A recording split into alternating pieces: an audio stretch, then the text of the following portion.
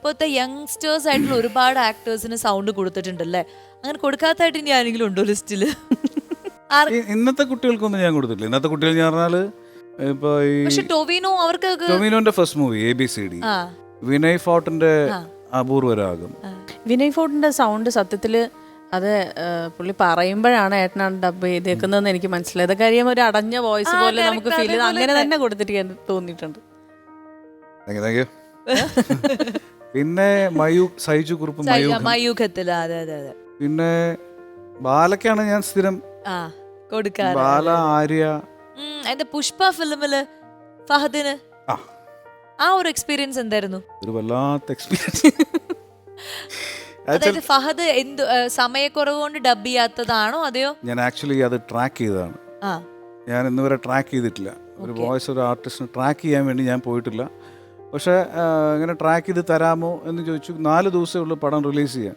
ഞാൻ ചോദിച്ചു ട്രാക്കല്ലേ, ഫഹദിന് വേണ്ടിയിട്ട് നമ്മൾ ഡബ് ചെയ്യേണ്ട ആവശ്യമില്ല. കാരണം ഫഹദ് അത്രമാത്രം എസ്റ്റാബ്ലിഷ്ഡ് ആണ്. ഫഹദിൻ്റെ വോയിസും എല്ലാവർക്കും അറിയാം.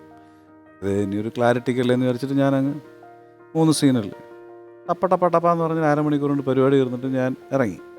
17-ാം തീയതി ഏപ്രിൽ 17-ാം മറ്റാണ് പടം റിലീസ് ചെയ്യുന്നത്. പാലക്കാട് നിന്ന് തിയേറ്ററിൽ നിന്ന് എൻ്റെ ഒരു ഇതേപോലെ ഡബ്ബിങ് ഇഷ്ടപ്പെടുന്ന ഇപ്പോഴത്തെ കുറേ ജനറേഷൻ ഉണ്ട്. ഡബ്ബിങ് ആർട്ടിസ്റ്റുകളെ ഭയങ്കരമായിട്ട് സ്നേഹിക്കുന്ന ഒരു വലിയ തലമുറ വന്നിട്ടുണ്ട് ഇപ്പോൾ. അപ്പോൾ അതിലൊരു പയ്യൻ വീഡിയോ തിയേറ്റർ ക്ലിപ്പ് അങ്ങനെ, ചേട്ടാ ഇത് ചേട്ടൻ്റെ ശബ്ദമല്ലേ എന്ന് ചോദിച്ചു. ഞാൻ പറഞ്ഞു അതെ, ഞാനിത് എവിടെ നീ കണ്ടു? ചേട്ടാ ഇന്ന് പുഷ്പ റിലീസായി, ഫഹദിന്റെ ശബ്ദം ചേട്ടനാണ്. ഞാൻ എൻ്റെ ശബ്ദം?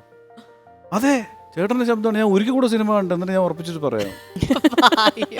അപ്പോൾ തന്നെ ഞാൻ ഡയറക്ടറെ വിളിക്കുന്നു. ഞാൻ ചോദിച്ചു സാർ എന്താണ് പറ്റിയത്? അപ്പോൾ പുള്ളി പറഞ്ഞു ശരൺ എനിക്കും അറിയില്ല, കാരണം ഞാനിത് ഡബ് ചെയ്യിപ്പിച്ചു, ഞാൻ പോയി ഫഹദ് ഡബ് ചെയ്യുമെന്ന് വിചാരിച്ചു, ബട്ട് എന്താണ് സംഭവിച്ചെന്നുള്ളത് എനിക്ക് അറിയില്ല.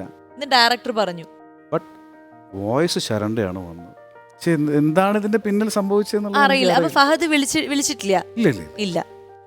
പക്ഷെ എന്തോ ആൾക്കാർക്ക് ഇഷ്ടപ്പെട്ടു എന്ന് തോന്നുന്നു.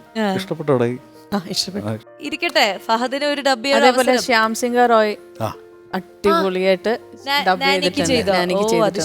അപ്പൊ ഞാൻ ഒരു കാര്യം ചോദിക്കട്ടെ, ഈ ശ്യാം സിംഹ റോയിയുടെ ഡയറക്ടർ പുഷ്പയുടെ ഡയറക്ടറൊക്കെ ആയിട്ട് നല്ല കൂട്ടാണോ? എനിക്ക് അവരെ പരിചയപ്പെടണമെന്നൊക്കെ ഉണ്ട്. ഡബിങ്ങിൽ പോയിട്ട് പിന്നെ എന്തോന്ന് പരിചയപ്പെട്ടത്? ഇവിടെ ചെയ്യുന്നത് മലയാളത്തിന്റെ ആൾക്കാരല്ലേ, നമുക്ക് വേണ്ടപ്പെട്ട ആൾക്കാരല്ലേ ഇവിടെ ചെയ്യുന്നത്. അവരിലൂടെ എങ്ങനെയെങ്കിലും അങ്ങനെ എത്താൻ പറ്റുമെന്ന് വിളിച്ചു നമ്മുടെ ഡയറക്ടർ പോയി എടുത്തു ചോദിക്കുമ്പോഴാണ് ഇതൊക്കെ റിവീൽ ആവുന്നത്. ക്ലിയർ ചെയ്യണ്ടേ? ഞാനൊരു നിമിഷം ഏതൊക്കെയോ ലോകത്ത് ഞാൻ വിചാരിച്ചു അടുത്ത മാസം റെഡ് കാർപ്പറ്റ് ഷൂട്ട് ചെയ്യാൻ പറ്റില്ല, കാരണം